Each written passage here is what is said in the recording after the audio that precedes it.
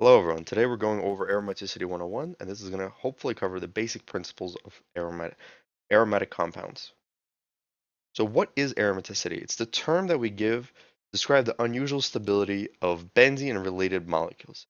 Essentially, aromatic compounds. It's not unique to benzene, as you can see here. So these compounds are considered aromatic, all right? And we're going to go over how and why we can determine if a compound is aromatic or not. There are four key rules. So to be aromatic, a molecule has to be cyclic. So cyclic means some sort of ring-like structure is formed, right? It could be a six-member ring, a three-membered ring, four-member ring, and etc. Conjugated, so refer to the previous video if you need more help with that. Has to obey Huckel's rule. It needs to be flat. So to see if a molecule is cyclic, is there a ring? If there it is, it's cyclic. If there isn't, it's acyclic. Conjugated. So every atom that participates in the ring needs to be conjugated with the system. This means that every atom in the ring has to be able to participate in resonance. As you can see here, this molecule on the left is conjugated. Why? Because I have this lone pair, this nitrogen, that I can push here. I can push these electrons here, and I can push these onto that carbon atom. And then I can do this for every single atom in this five-membered ring. However, in this non-conjugated system, I can't do this. That is not allowed because nitrogen already has four bonds. So therefore, not conjugated on the right, but it is conjugated on the left. Now, if this is unclear, please refer to our previous videos on conjugation. Hopefully that clears that up. All right, so this rule is basically the 4n plus 2 pi electron rule. The cyclic conjugated molecule must have 4n plus 2 pi electrons. So this n, sometimes it confuses people. It's not something you're looking for inside the molecule. You're not looking for, like, n is not the amount of carbons. Don't get confused in that. It just helps you remember what numbers are in the magic series. So if n is 0, then that is 2. If n is 1, then that is 6. N is 2, then that is 10, right? And you're going to keep continuing this way. Basically, you're just going to add 4, starting from 2. And then this is how you know whether it has the proper number of pi electrons to be considered aromatic. And why do these electrons, why do you care about these electrons? It's because this is a particularly stable configuration when we do molecular orbital diagrams. And you'll see this when we do frost circles too, later on in the video. All right, so to continue this rule, we do not count lone pairs in cases like a benzene anion or pyridine. Why? Because each ring atom can contribute a maximum of one p orbital. So this nitrogen right here is already contributing this p orbital. Okay, so we do not count these lone pairs. And same here. Don't count that lone pair either. Because, once again, maximum of one p orbital. Hopefully that makes sense. This is a rule that a lot of people forget, so please write this down and remember it. Finally, the first three conditions are true. Molecule is probably flat. It's because aromaticity stabilizes very, very well. And that, as you can see from the previous three rules, it just creates a structure that is extremely stable, and it's most likely going to be flat. The only exception is if the molecule is incredibly strained. So this occurs generally when we get to the 8 plus ring system.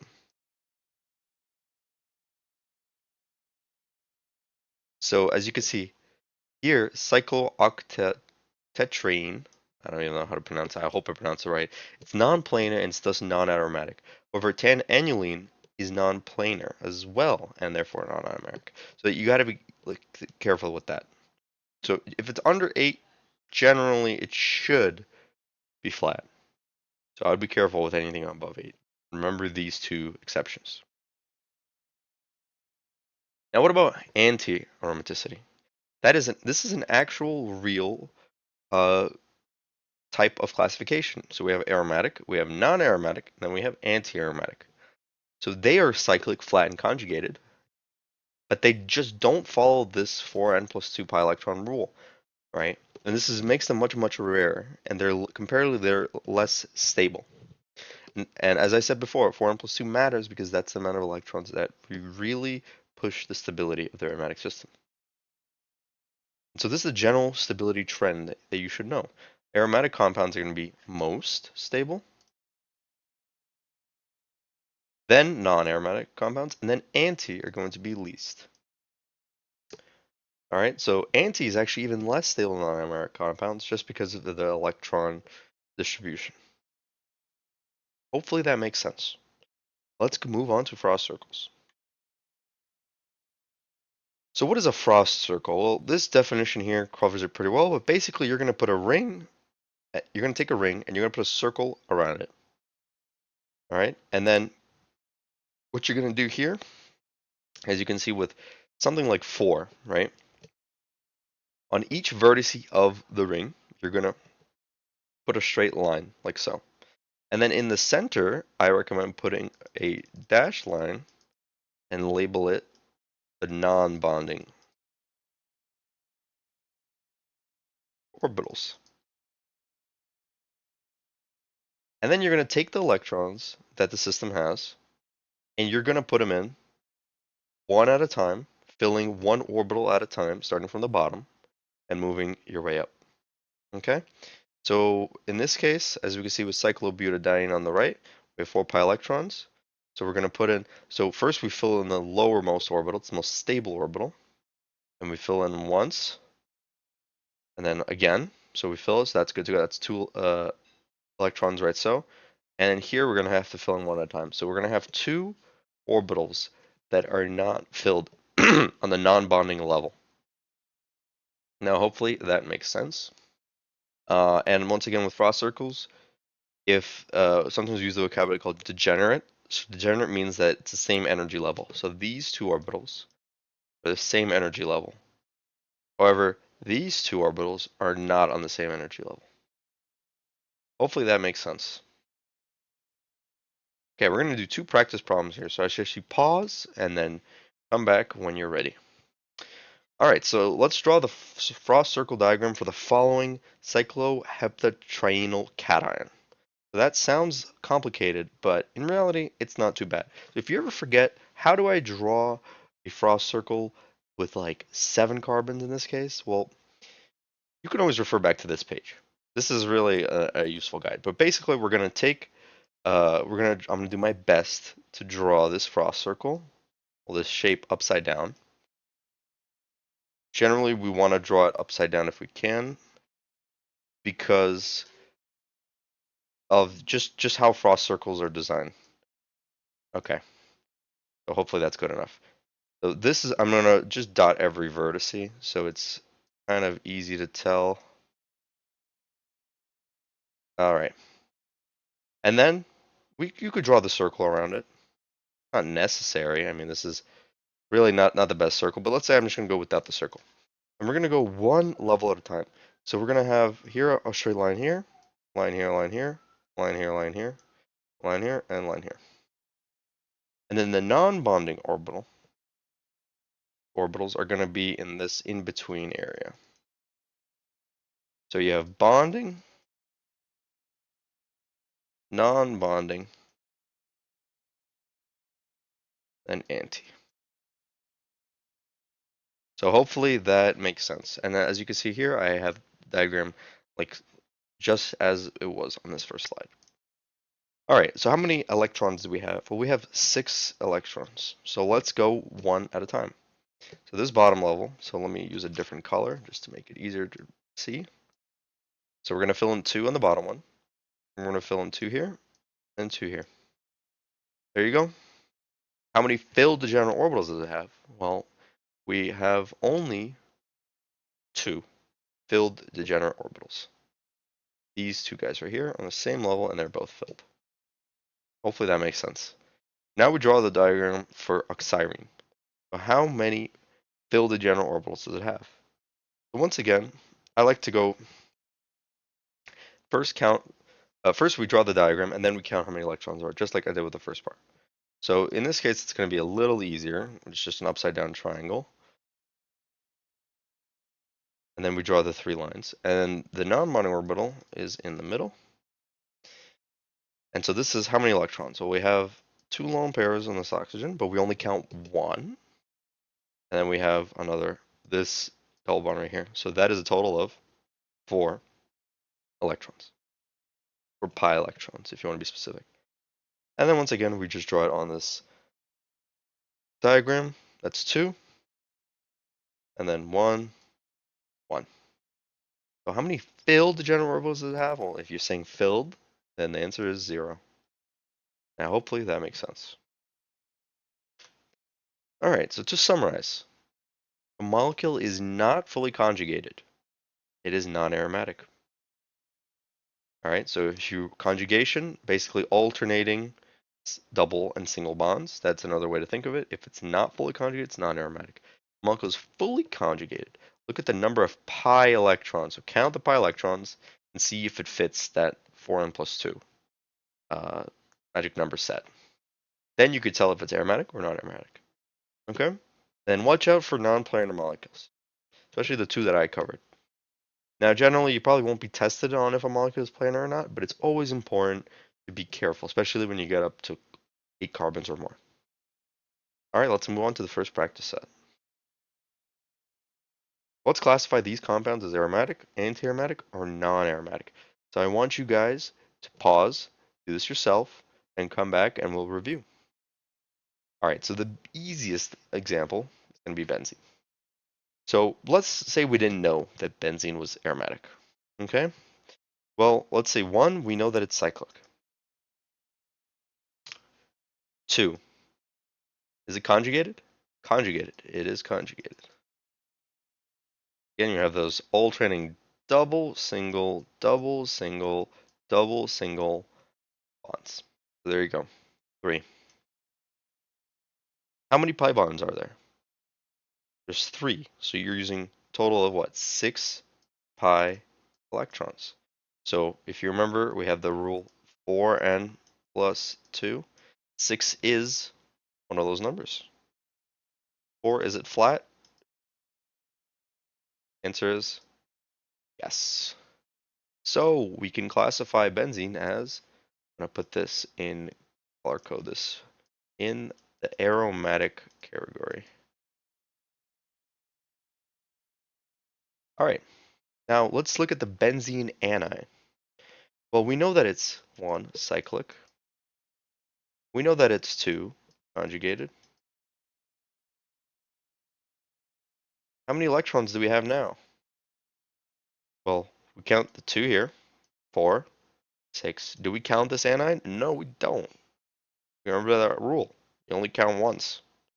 If only 1 pi orbital can be contributed to aromatic system or any sort of conjugated system. All right?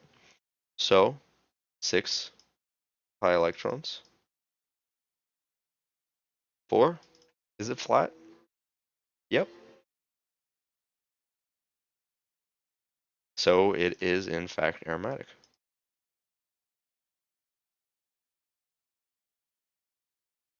Hopefully that makes sense. Now let's going to go on to the cyclopentadiene cation. Okay? Is it cyclic? Yes, it's cyclic. So I'm just going to write cyclic. Check. Conjugated? Great question. Is it? Well, if I can propel these electrons here and move these here, I could do this for every single atom in the ring, then it's conjugated, which it is. So conjugated? Yep. I'm just going to write conj.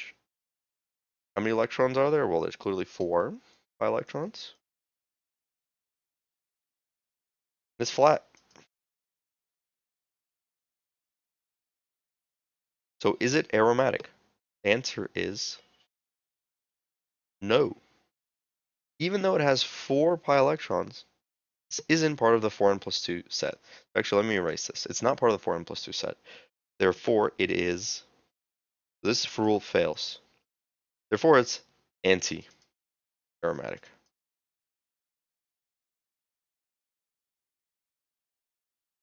Okay? All right. Is this cyclic? It is cyclic. Is it conjugated? Well, can I move all these electrons around on this atom?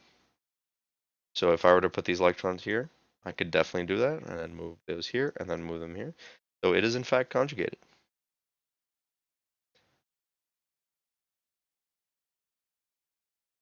How many pi electrons are in this molecule? Well, we have two here, and then we just count these two right here. So we have a total of 6 pi electrons. So this is that magic number, and it's flat. Therefore, it is aromatic. Now, hopefully you're starting to understand the pattern here, and if you don't, it's completely okay. We're going to keep going. Cyclic, correct. Conjugated? No, not conjugated. Why? Because I can't move these electrons here. So it's that same previous example that we had. So it's non-conjugated. So therefore, it is non-aromatic.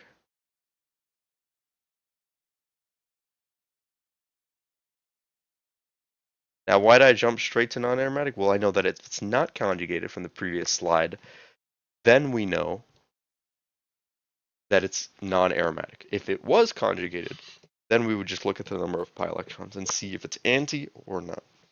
Hopefully that makes sense. Let's continue. Cyclic, yes. Conjugated, what do you think? Yep. How many pi electrons do we use? Well, once again, 1, 2, 4, 6. Total of 6 pi electrons. Is it flat? Probably. So let's assume that it's flat. And that is the magic number. So this is, in fact, aromatic. And this molecule is called pyridine, actually. So you might see this in your course if you haven't already. But it's useful for a lot of reactions that need a base. Finally, for this slide, the name of this molecule is thiophene. So it's like a sulfur analog of furan, if you remember. So furan you just replace with an oxygen. Is it cyclic? Yes. Is it conjugated? Yes. How many pi electrons do we use? Well, we just count this once, 2, or 6. Is it flat? Probably. So, by that definition, it is aromatic.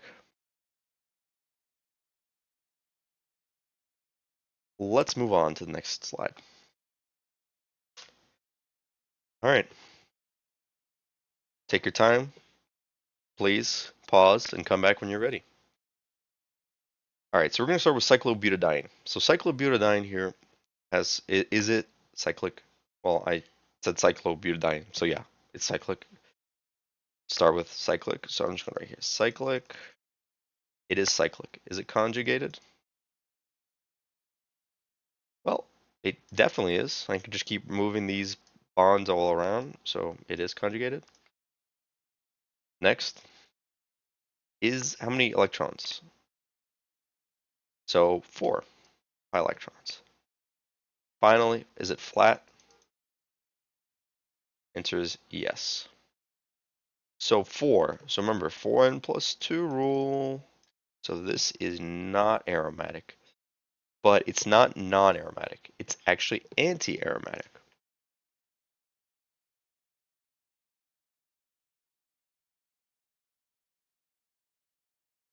All right, next. So is it cyclic? Yes. Is it conjugated? Yep. How many electrons did it have? Well, 2 or 6. Is it flat? Yep. So that fills our aromatic role.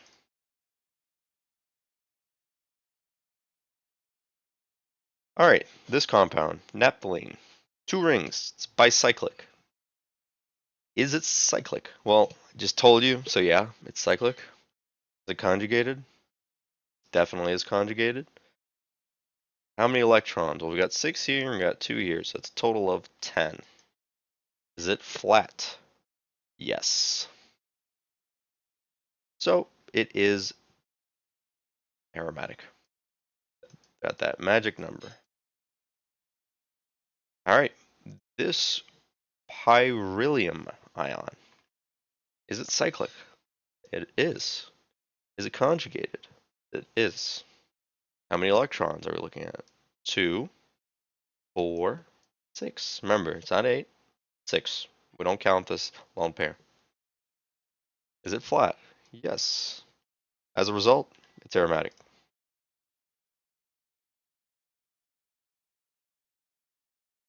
All right, this indole.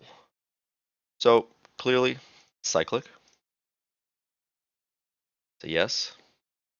Is it conjugated? Absolutely. How many electrons are there? Well, we count 2, 4, 6, 8, 10. Total of 10 electrons. Is it flat? Yes, we can assume it probably is. So as a result, it is aromatic.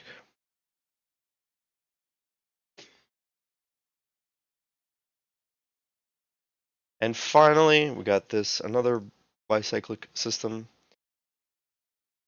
Is it cyclic? Well, I just told you it is. Conjugated? Yep. How many pi bonds are there? How many electrons? 1, 2, 3, 4, 5. So it's a total of 10. Is it flat? Yep. And therefore it's aromatic. All right, that's a lot of practice. We're going to go to the last slide now. The final practice set. All right, guys, now I want you to try these problems. Whenever you are ready, just unpause and I'll be here. All right, so let's start with the very first one. And once again, the setup is completely the same. Is it cyclic? Is it conjugated? Is how many electrons are we working with? And is it flat? Well, this compound, clearly it is cyclic. We have 3 rings in this system. Is it conjugated? That's a great question. Well, we have a double bond, single bond, a double bond, single bond, double bond, single bond, double bond, single bond. Now here we have a negative charge, so we have a lone pair of electrons. So that doesn't break our aromaticity because then we could just propel these here, and these here, right? Need, oh, well, no, not here.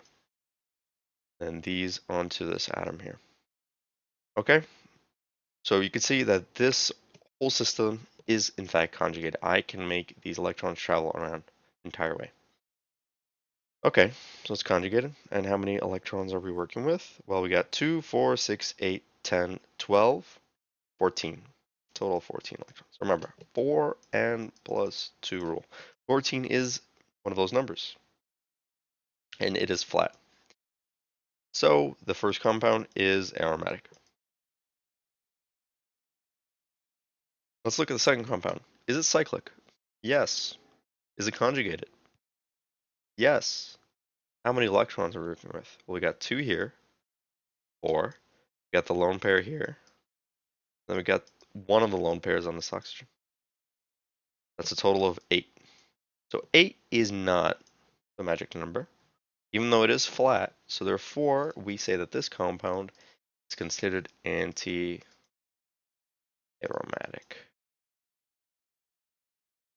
Hopefully that's making sense. Finally, is it this last molecule? Now this should look familiar. Is it cyclic? Yes.